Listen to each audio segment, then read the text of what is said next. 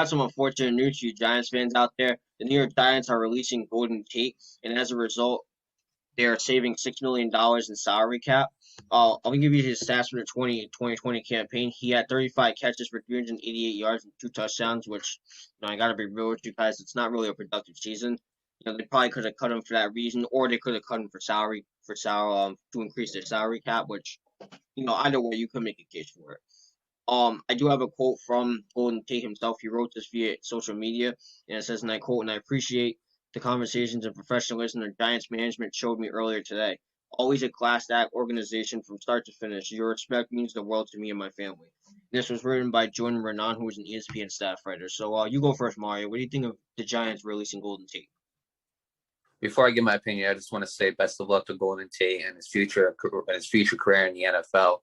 But yeah, I completely agree with this, Nate. Obviously 388 yards and 2 TDs is just not going to cut it. He had a very minimum role with the New York Giants. And honestly, Nate, I think his prime's done.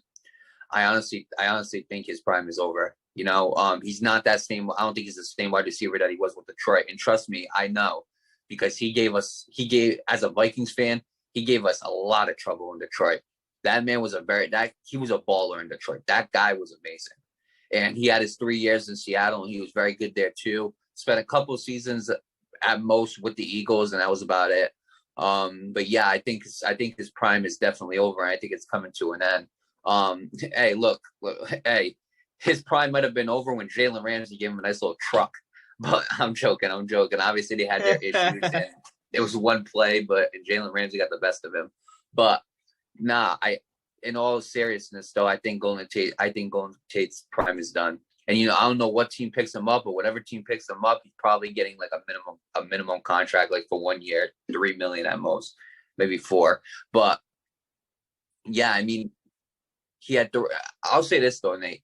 He had 3 1,000-yard seasons, which is actually pretty impressive. He had 3 1,000-yard seasons. Obviously, he had a very good career. I think I'll remember him most as a Detroit Lion, because as a Detroit Lion, he gave my team a lot of havoc and chaos. And look, I do respect Golden Tate. I think in his prime, he was a great wide receiver, but I think those years are over. Obviously, like we talked about with John Lester, time catches up to you. And especially in the NFL, when you're playing wide receiver, time's starting to catch up to you. He's been in the league since 2010. That's over a decade ago, and he's probably still going to play a couple more years. But I'm gonna be honest, Nate. I don't think he's ever going to go back to that prime guy. Could I be wrong? Absolutely. Somebody can make a 360 and end up changing their whole career around. Depends what team he goes on, but I just can't see it happening. But regardless of what I can see or what I can't see, I just want to wish Golden Tate the best of luck in his future NFL career. Yeah, I'll pick up from there. Best of luck to Golden Tate and the New York Giants. Yeah, I mean, I completely agree with you, Mario. I really do think this was a move that needed to be necessary, especially for a team that needs to rebuild. And quite frankly, I don't know about you, Mario, but this team's been rebuilding for quite some time. And right, they've been experimenting with things. And I get it. Some teams like to take the route of experimenting, because most of the time when it comes to rebuilding, you're not going to get it right the first time. So you obviously got to experiment with pieces and places and all of that until you can really get the puzzle connected. You know what I mean? And obviously Golden Tate wasn't couldn't produce enough for the New York Giants, and because of that, he had to get cut. So I mean, I completely agree with it. I obviously wish him the best of luck. Like you said, he could instantly revive his career. And I don't think it's impossible. He definitely could with a different team. He has to do it with the right team. I mean, you could try Indianapolis, guy. I have said it on the show before. Indianapolis is the perfect team for any NFL player to go to right now. But who am I to say? I'm not your damn agent. You can go out there and do what you want.